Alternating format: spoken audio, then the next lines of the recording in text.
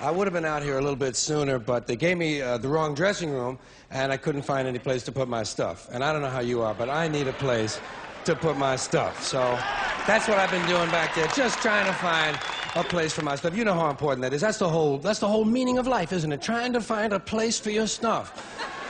That's all your house is. Your house is just a place for your stuff. If you didn't have so much goddamn stuff, you wouldn't need a house. You could just walk around all the time. That's all your house is. It's a pile of stuff with a cover on it. You see that when you take off in an airplane and you look down and you see everybody's got a little pile of stuff. Everybody's got their own pile of stuff. And when you leave your stuff, you got to lock it up. Wouldn't want somebody to come by and take some of your stuff. They always take the good stuff. They don't bother with that crap you're saving. Ain't nobody interested in your 4th grade arithmetic papers. They're looking for the good stuff. That's all your house is. It's a place to keep your stuff while you go out and get more stuff. Now, sometimes you've got to move. You've got to get a bigger house. Why? Too much stuff. You've got to move all your stuff.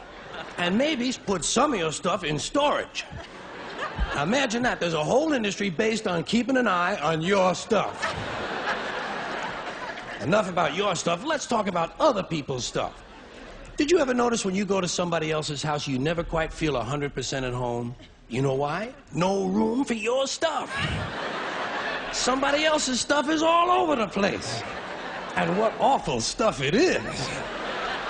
Where did they get this stuff? And if you have to stay overnight at someone's house, you know, unexpectedly, and they give you a little room to sleep in that they don't use that often, someone died in it 11 years ago, and they haven't moved any of his stuff. Or wherever they give you to sleep, usually right near the bed there's a dresser, and there's never any room on the dresser for your stuff. Someone else's shit is on the dresser. Have you noticed that their stuff is shit and your shit is stuff? Get that off of there. Now, sometimes you go on vacation, you gotta bring some of your stuff with you.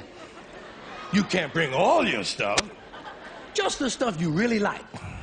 The stuff that fits you well that month. Let's say you're gonna go to Honolulu. You're gonna go all the way to Honolulu. You gotta take 2 big bags of stuff, plus your carry-on stuff, plus the stuff in your pockets. And you get all the way to Honolulu and you get in your hotel room and you start to put away your stuff. That's the first thing you do in a hotel room is put away your stuff. I'll put some stuff in here, put some stuff down there. Here's another place for some stuff here. I'll put some stuff over there. You put your stuff over there. I'm putting my stuff over here. Here's another place for some stuff. Hey, we got more places than we've got stuff.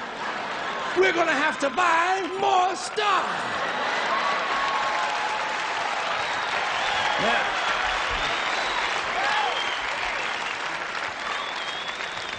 And you put all your stuff away, and you know that you're thousands of miles from home, and you don't quite feel at ease, but you know that you must be okay because you do have some of your stuff with you.